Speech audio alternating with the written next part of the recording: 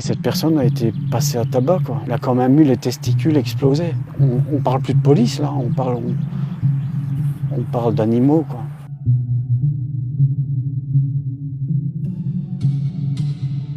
Ce que je suis en train de faire n'est pas normal, en fait. C'est pas normal.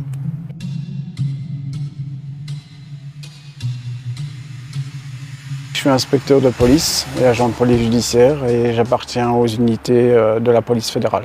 Je suis rentré à la police, je crois, si je me souviens bien, en 2010 comme agent de police dans une zone. C'était une passion, c'était un rêve depuis longtemps et j'avais de la famille dans la police, donc pour moi c'était une évidence. Je rentre directement donc à la police fédérale des chemins de fer. Je constate certaines choses, des violences sur des personnes menottées, arrêtées, des violences non justifiées. Ce qui pour moi était inadmissible. J'en avais déjà parlé à ma hiérarchie qui m'a fait comprendre que ça ne devait pas sortir du groupe.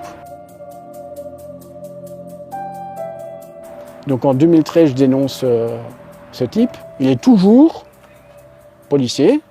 Ce gars a tabassé un type menotté avec plaisir. C'est pas un coup de rage. On y a été de bon cœur. On a l'AITP, donc l'Association internationale de tactique policière, qui a envoyé une lettre à Madame la ministre de l'Intérieur et qui a réexpliqué qu'en 2015, à cette même police du métro, ben voilà, on a offert une personne pour l'anniversaire d'une collègue totalement nue et cette personne a été passée à tabac, quoi. Elle a quand même eu les testicules explosés.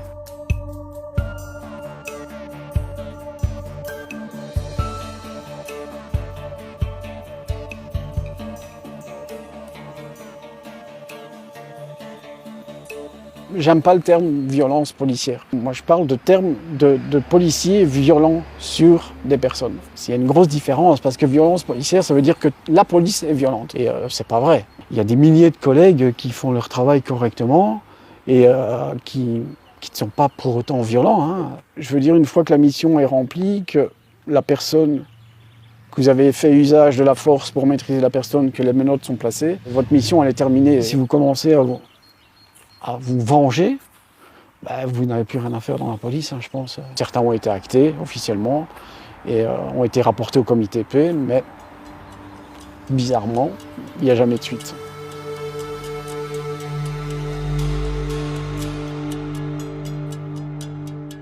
Sur une personne imbibée d'alcool, certainement sous stupéfiant.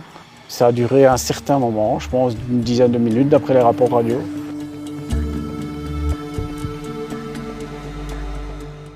Mais moi, j'avais déjà dénoncé certaines violences et donc on n'a pas eu de soutien de notre team. Voilà, mais bon, le mal était fait. J'ai été touché à la colonne vertébrale directement et donc hôpital. Pour eux, le mot balance est sorti, quoi. On m'a dit tout ce qui se passe en bas reste en bas. Donc pour moi, c'est pas des paroles qui doivent se tenir dans le milieu policier. Et les problèmes commencent, quoi. Donc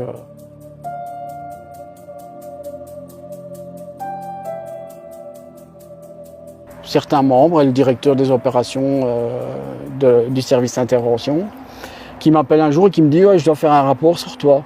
Apparemment, tu as mis quelqu'un ici tout nu et tu l'aurais humilié.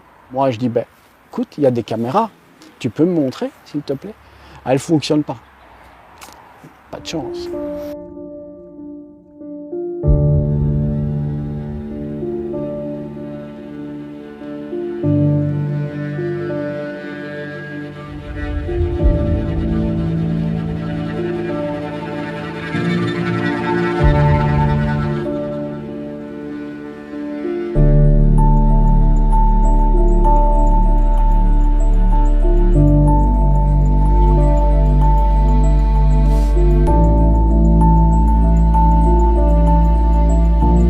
Ces gens trouvent tous les moyens pour essayer de vous discréditer. J'ai une collègue qui s'est fait pointer au stand de tir par ces deux harceleurs, quoi.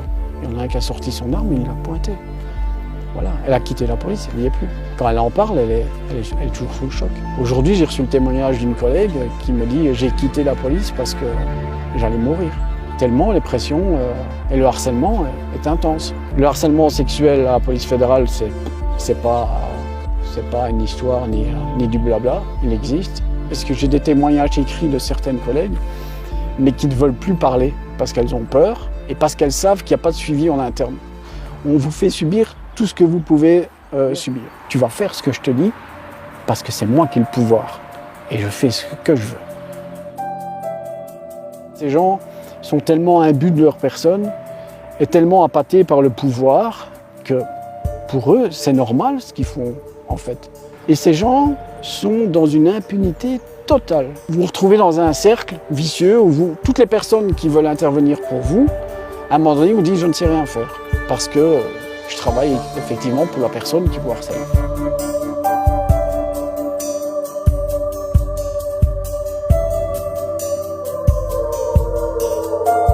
C'est au fur et à mesure que vous avancez dans la profession, vous remarquez tout ça, vous constatez, c'est un ras-le-bol total, effectivement, parce que j'ai plus envie de travailler pour cet organisme, la police. Et puis j'avais tous ces mails de tous ces collègues que j'ai repris, ces témoignages. Et c'est là que je me suis dit, mais non, c'est fini, il faut que les choses changent, ne fût-ce que pour faire éclater au grand jour tout ce qui se passe en interne. Parce que à un moment donné, ça doit changer, quoi. Et depuis le 3 avril, donc je suis en grève de la faim, et ça ne m'étonne pas, j'ai pas reçu un mail. C'est une preuve que ces gens-là n'ont strictement rien à faire de leur personnel. Je m'attends à tout de ces gens.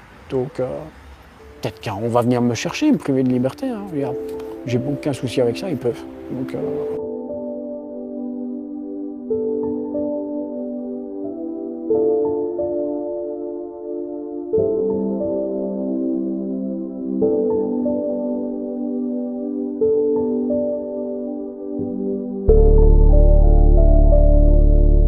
je peux pas être content de faire ça parce que, en fait, le jour où j'ai eu mon brevet d'inspecteur en main, c'était pas pour presque 10 ans plus tard me retrouver avec 5,5 kg en moins, un stress énorme sur le dos et les blessures, j'en parle pas parce que ça fait partie de mon métier, c'est comme ça. Donc, mais non, je suis pas content de faire ça, absolument pas.